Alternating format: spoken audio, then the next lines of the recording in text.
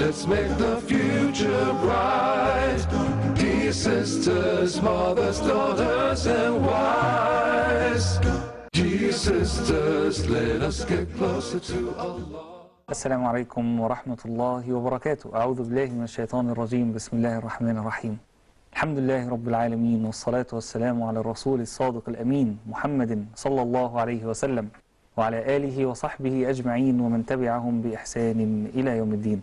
My dear sisters in Islam, welcome to a new episode of your program, Dear Sisters. And Alhamdulillah Rabbil Alameen, I'm really honored to be joined by our permanent guest on this program, Sheikh Ibrahim Zidan. Assalamu alaikum wa rahmatullahi wa barakatuh. Sheikh Ibrahim, this is a question actually by a brother, but I guess he's asking it for someone that he knows. He's saying, is it permissible for sisters to socialize on Facebook and Twitter with so-called male friends? Well, this is an issue that it's a problem, and I personally take a very extreme view on this. Anything that would lead to any harm or sin, something that we need to stop it, and it doesn't have to be that we say haram and halal. We have to be fearful of Allah subhanahu wa ta'ala and to protect our religion.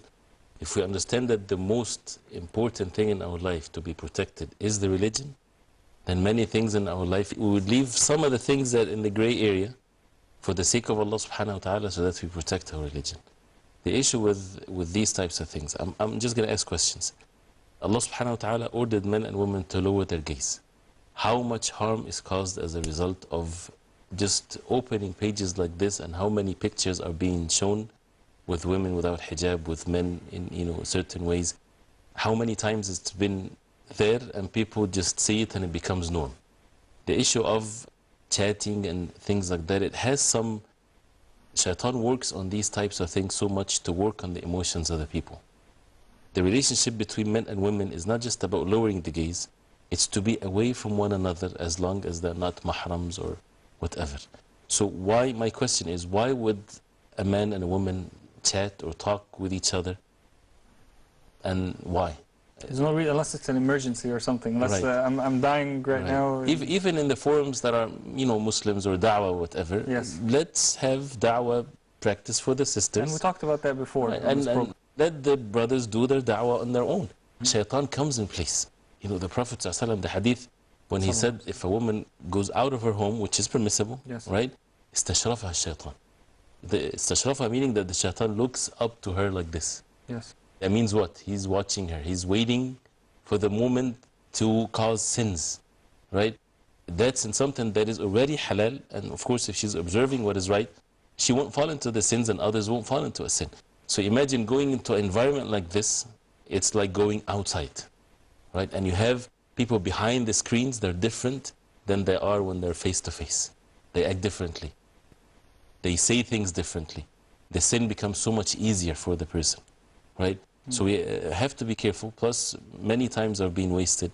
And if the husband would know this, or the wife would know that her husband is doing certain things, people need to be honest and truthful with their own selves, and like for others what they like for themselves.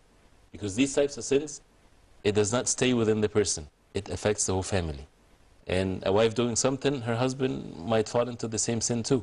Same thing for the husband, the daughters, the sons, and so on. So there's no such thing as we're just friends. And there's no such even a thing. On Facebook, right, not in real life. Even the disbelievers, they know that very well. Yes. There's no such a thing as friendship between men and women, in the way that people know. Jazakallah khair. Sister Fairuz from Egypt. Assalamu alaikum. How are you? Alhamdulillah Rabbil Alameen. How are you, sister? I'm fine, thanks. I just want to ask a question, please. I work, and I have male colleagues, of course, at work. We stay here like 9 hours together. Normally we talk, deal at work, sometimes we eat together and stuff. So, of course, we give respect and we try as much as we can, but we don't go out of the work atmosphere. But sometimes I'm not sure if I'm doing the best things that we shouldn't do, Just sometimes I'm feeling that if it's haram or not, so I wish to know what are the limitations if I deal with them 9 hours a day every day. Okay. Jazakallah khair. Beautiful question, and it relates to what we were talking about. We were talking about Facebook, now we were talking about the dealings of men and women in the workplace when it comes to real life. But I didn't hear actually all the details. The main idea was that she has male colleagues. They spend a lot of hours together because of the work environment. They don't hang out after work, but they do deal with each other, and they may kind of like, have group chats or something while they're at work together. Basically, she's asking, how do I deal with my male colleagues who are at work? Wallahi, Allah subhanahu wa ta'ala make it easy. But let me say this. If the necessity for the sister to work in an environment like this, it's a necessity, there's no other ways of her sustaining her life, it's different. But in many cases we choose to be in certain environments like this. So I would advise her to find a place where the environment is much healthier than that. And we need to do something to create this. It becomes the norm that we don't see that it's a wrong situation anymore. This is wrong. Even though, people to spend many hours together, they're working together, it's not going to be only work. We have to be honest with each other. People will talk and they would have, certain things. And you might say that I'm a good person and he's a good person. Yes, mashallah, but we are human beings and we are weak. And sometimes a person would fall into some weaknesses or a problem at home or something like this, and the shaitan beautify things, and things can happen, and it happens. SubhanAllah, Shaykhna, when you're saying, remind me of something. Even if the sister is good, and you're saying you're being too nice, because mashallah, you're a very nice person about brothers, but to be honest, many of them aren't. I know of a man, he would work with a group of sisters, just like any regular work environment. And this person would be able to lure women into doing haram things with him by attacking their weaknesses. How? He would know, just by casual conversations, their life stories. So a sister, for example, who was engaged and then she broke off her engagement, this is a weak sister. A sister who's having a problem with her husband, she's a weak sister. A sister who's 35 and she's not getting married yet, she's a weak sister. So what would he do? He would try to become friends with them and eventually lead them into doing something that's haram. SubhanAllah. And that's why, as you said, women sometimes, they look into men the way women are. Yes. But men are different. Yes. And you have fatin and maftoon, as the ulama they say. You have someone that is originally, he seeks the other side. And the other side is supposed to be sought. Yes. Right? And one has physically more powerful than the other. So there's so many different things, and as you said, shaitan takes people in one step after the other. So fearing Allah subhanahu wa ta'ala ordered us to lower the gaze. So the question is, would you be able to lower your gaze throughout the 9 hours of work or not? If not, then how many sins are being committed? And you add to that what is even more and worse. And plus, once people get comfortable with one another, it takes them to another level, even if there is nothing actually physical is happening. But this is even worse than when leading it right away. So for us to fear Allah subhanahu wa ta'ala is to leave this for the sake of Allah. And I'm being very, people might take this what we're talking about here. Yes, for the sake of Allah, in the Day of Judgment, would you consider this something good or bad? Yes. Look at it from the perspective of the hereafter. And men, where are the men in the society? It's the responsibility for men to spend on women, and for them to be honored and dignified, not to be reminded that they are dependent on men. So this is also the problem with the men that are not doing their work. And again, if the sister is talented and she can benefit the Muslims, look for an environment where it's only, sisters or something healthy. Barakallah. We have another question from a sister who's asking, is it allowed for Muslim girls, teenagers, to wear jeans and t-shirt? You mean in the public? Yeah, I mean outside the home. Right. The word teenager, actually, it irritates me sometimes. Because it gives you the connotation that they are not responsible for their actions. In Islam, we don't have such a thing. It's when a person reaches the age of puberty, and as we said before, if a person dies on that day, he or she would either go to Jannah or the hellfire. That means we have responsibilities. It's a serious situation here. And that's why in Islam, a person is being raised 7 years old, it's a serious age. 10 years old is a serious age, and that's all before reaching the age of puberty. Yes. So teenagers, meaning they have they reach the age of puberty, they are to be treated like full grown-up human beings. And it's not permissible for them to show their beauty, and they're supposed to observe, hijab with all its conditions and all its means whatsoever and manners, and their etiquettes and manners with others should be observed 100%. Alhamdulillah. SubhanAllah, we get so many positive comments about this program that I don't want to read them on the program because we'll spend the whole program reading them. So I try, even if a comment has, some good part, let's talk praising the program. And then the question, we only focus on the questions. So a sister is asking, if a person is traveling and she cannot fast, instead of giving food to a needy person or making up the fast, can she give money to a needy person? If so, how much? Of course, feeding someone, it has to be if she cannot make up the day. If the person has a permanent sickness, or something like this. But traveling and knowing that she can make up the day afterwards, there's no such a thing as feeding a poor person. She has to make up the day. Only if it's a permanent sickness or she cannot make up the day or old age and so on, then it's feeding and not giving money. Anything that has feeding in it, it's meant to be feeding. So it's meant to bring actual physical food. Right. But a person can give money to someone or a masjid or something that she trusts, and they would buy the food and give it as food to the poor. The poor has to receive it as food. But in that case of traveling, breaking the fast as a result of traveling, no, she just make up the day. The only way is that she has to make it up. Right. Right? Jazakallah khair. We have Sister Fatima from South Africa. Assalamu alaikum. Sister Fatima, assalamu alaikum. Salam. Can you hear me, brother? Yes, I can hear. If you can just higher your voice just a bit so I can hear you better, inshallah. Go ahead. Can you hear me now? Go ahead. Yes. I'd like to ask a question, brother. If you're married to a man and he keeps throwing you out of, telling you to leave from his home, and he keeps telling you to, he sends you messages that he doesn't want you anymore in his life. Yes. Yes. What would you say? What advice can you give, brother, about that? Okay, inshallah. So the person is throwing the sister outside of the house constantly. I'm married to him for 6 years now. MashaAllah. Jazakallah khairan, Sister Fatima. Allah subhanahu wa ta'ala help you, inshallah. All the time. Okay, inshallah, we'll answer you. Jazakallah khairan, Sister. May Allah subhanahu wa ta'ala ease your struggle, inshallah. And dear sisters, we're going to take a short break, inshallah, because we have to. And then when we come back, they'll stay with us, inshallah, and continue after a short break, bismillah. Dear sisters, let us get closer to Allah. Dear sisters, let us learn of Rasulullah.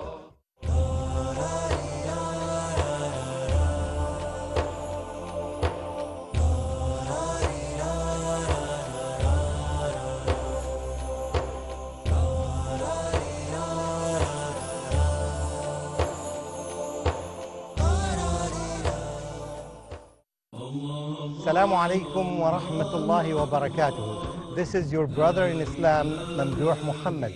You're watching Peace TV, the solution for humanity.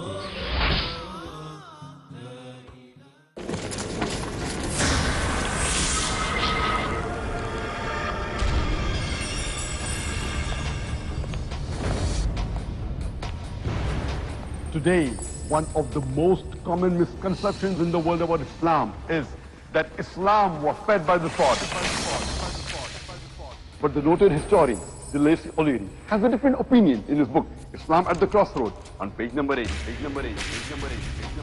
He says that history makes it clear, however, that the legend of fanatical Muslims sweeping through the world and forcing Islam at the point of the sword upon conquered races is one of the most fantastically absurd myths that the historians have ever repeated.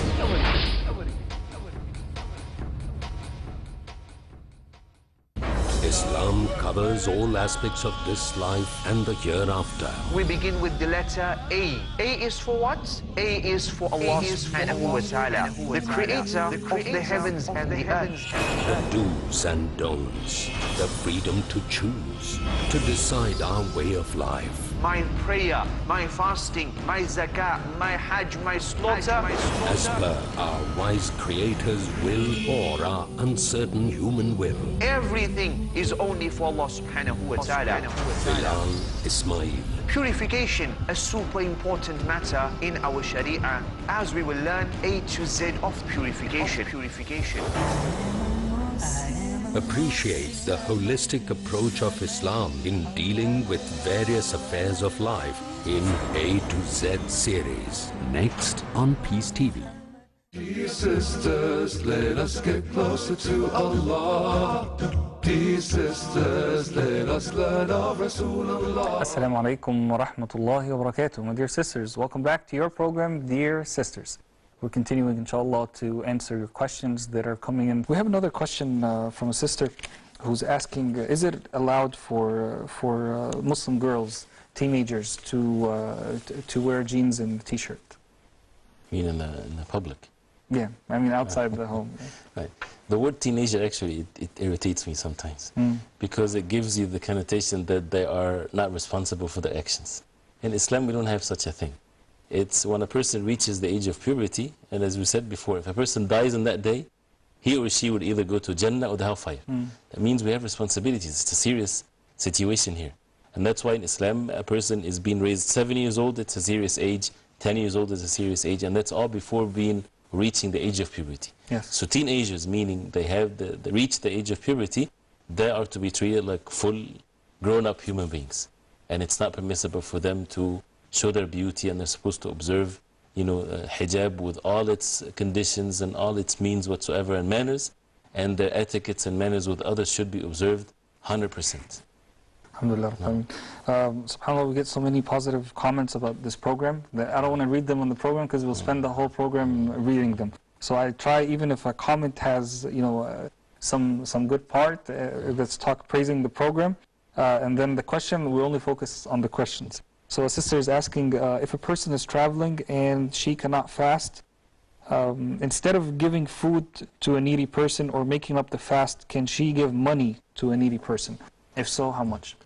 Of course, feeding someone, it has to be if she cannot make up the day. If the person has a permanent sickness, or something like this. But traveling and knowing that she can make up the day afterwards, there's no such a thing as feeding a poor person. She has to make up the day. Only if it's a permanent sickness or she cannot make up the day or old age and so on, then it's feeding and not giving money. Anything that has feeding in it, it's meant to be feeding. So it's meant to bring actual physical food. Right. But a person can give money to someone or a masjid or something that she trusts, and they would buy the food and give it as food to the poor. The poor has to receive it as food. But in that case of traveling, breaking the fast as a result of traveling, no, she just make up the day. The only way is that she has to make it up. Right. Right? Jazakallah khair. We have Sister Fatima from South Africa. Assalamu alaikum. Sister Fatima, assalamu alaikum. Walaikum salam, brother. Can you hear me? Walaikum salam. Can you hear me, brother? Yes, I can hear. If you can just higher your voice just a bit so I can hear you better, inshallah. Go ahead. Can you hear me now? Go ahead. Yes. I'd like to ask a question, brother. If you're married to a man and he keeps throwing you out of telling you to leave from his home, and he keeps telling you to, he sends you messages that he doesn't want you anymore in his life. Yes. Yes. What would you say? What advice can you give, brother, about that? Okay, inshallah. So the person is throwing the sister outside of the house constantly. I'm married to him for 6 years now. MashaAllah. Jazakallah khairan, Sister Fatima. Allah subhanahu wa ta'ala help you, inshallah. All the time. Okay, inshallah, we'll answer you. Jazakallah khairan, Sister. May Allah subhanahu wa ta'ala ease your struggle, inshallah. So a sister who is married to a person for 6 years, constantly, I'm assuming, whenever they get in a fight, one of the things that he does is he throws her outside of the house. He sends her messages that he no longer wants her. I'm guessing this ends at some point and then it becomes repetitive again. Advice to both her and to him also. He needs to see someone. They both need to see someone that would advise them that this is not proper whatsoever. It's the man's responsibility to shelter his wife. It's her right. It's not a favor that he's doing to her. And that's why it's something that should be protected within the household. They should figure out their problems within the household, and he should not cause any physical harm to her. Right? This is irresponsible. Plus, where is what's muru'ah in English? What's the, you know, the manhood when it comes to, and then when he takes her, when he throws her out of the house, where she's gonna go? How can a man accept that his wife will go somewhere? This is not permissible whatsoever, and he should be advised. And she also needs to know what's the root problem. She needs to be patient with him and be kind with him for the sake of Allah subhanahu wa ta'ala. And things need to be, you know, increasing the iman, seeking help from Allah subhanahu wa ta'ala. But definitely this is not permissible whatsoever for someone to do that. May Allah subhanahu wa ta'ala make it easy. But it's usually these things needs a local counseling. Need somebody that would advise the person, someone, you know, that he respects religiously and so on.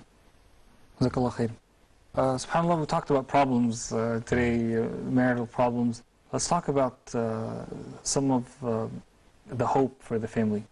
The status of the Muslim family is so great in Islam that it is really the building block. That SubhanAllah, when earth started, when Allah subhanahu wa ta'ala sent Adam alayhi salam and his wife to earth, they started as a family. That was the first building block. Allah subhanahu wa ta'ala could have started with a nation, you know, with like 10 tribes or like 10 countries, but he started with one family of a man and his wife. Right. SubhanAllah, this is, it's verses in the Quran that means it's a good deed, it's part of our religion. My advice is to myself and everyone, this is part of our deen. Yes. Enjoy your gaining rewards through this relationship. And that's why we worship Allah subhanahu wa ta'ala, not just with one act of worship. There's patience and there's struggle and there's all kinds of things. And we need to practice these acts of worship, especially in relationships like this. So I never think that anything will be wasted. If you're kind, it's not wasted. You're doing it for the sake of Allah subhanahu wa ta'ala. And the issue of al-ihtisab, the worship of seeking rewards in everything that we do. A wife, for example, she's at home and taking care of the kids and her day is busy. She wants to read Quran. Sometimes she can because of taking care of the kids. It's not wasted. You're doing that for the sake of Allah subhanahu wa ta'ala. Make dua to Allah subhanahu wa ta'ala. Make your goal in your heart that you want to have and to raise your children to be true servants of Allah subhanahu wa ta'ala. This is not just a continuous reward in the children, but in the grandchildren and grandchildren till the day of judgment. So what is a better thing in one's life? It's sometimes shaitan comes to women. You know, you see other women, they only have one child or something like this and they're taking care of themselves. They don't have too much headaches. And you have too many children and they're causing so much trouble. This is basically which is better, which is best. The best is what gives you more rewards in the hereafter. Allah subhanahu wa ta'ala give you the ability to give birth for a reason. He's the most wise, subhanahu wa ta'ala. So we need to witness the wisdom of Allah subhanahu wa ta'ala and be patient and obedient to Allah. Jazakallah khair. SubhanAllah, we only have about a minute and a half left in the program. So let's just, SubhanAllah, give specific advice to the husband and wife when it comes to the idea of taking a leading role in fixing the relationship. Okay, because many times people say, I'm willing to fix the relationship, but he has to come and apologize first. I'm willing to fix the relationship, but she has to come and apologize to me because she's the one who started it. She's like, even if I was the one who started it, he's the one who said something bad about me or about my parents or something like that.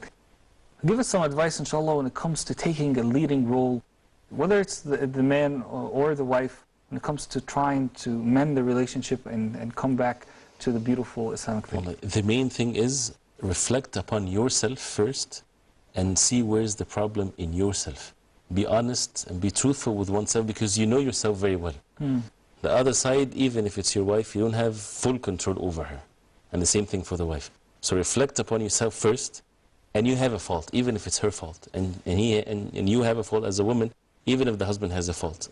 So reflect upon that and repent to Allah subhanahu wa ta'ala and fix it and come forward. And it's not compromising whatsoever. And remember the hadith of the Prophet ﷺ that Allah subhanahu wa ta'ala loves the woman, the one that when her husband is angry with her, she would come and she would hold his hand and she would say, I would never taste sleep till you're pleased with me. If she applies the orders of this way of the Prophet ﷺ, would then Allah subhanahu wa ta'ala make her husband humiliate her? There is no way, because she's doing that for the sake of Allah. Yes. Again, it comes down to the idea of understanding that our relationship in a marriage is a relationship with Allah subhanahu wa ta'ala before it's a relationship with just another human being like us. That's right. Alhamdulillah. Make dua. Allah subhanahu wa ta'ala is in Ameen, Ya Rabbi. May Allah subhanahu wa ta'ala unite our families, make them strong, always make them the great building block for the Muslim Ummah, inshallah. Jazakallah khairan. I really appreciate your time. Barakallah feek. My dear sisters, thank you so much for tuning in. And I ask Allah subhanahu wa ta'ala that there were many lessons that we said about many subjects, but really the main subject was we need to bring together the Muslim family.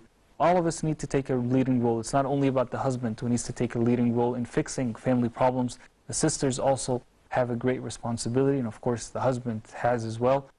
Let us forget about our own egos. Let us forget about what we want, our own desires, as Sheikh Ibrahim said, and let us go back to the way of the Quran and the Sunnah of our beloved Prophet Muhammad sallallahu alayhi wa sallam. Jazakumullah khairan. Wassalamu alaikum wa rahmatullahi wa barakatuh. Dear sisters, let us get closer to Allah. Dear sisters, let us learn of Rasulullah. Dear sisters, let's make the future bright. Dear sisters, mothers, daughters, and wives.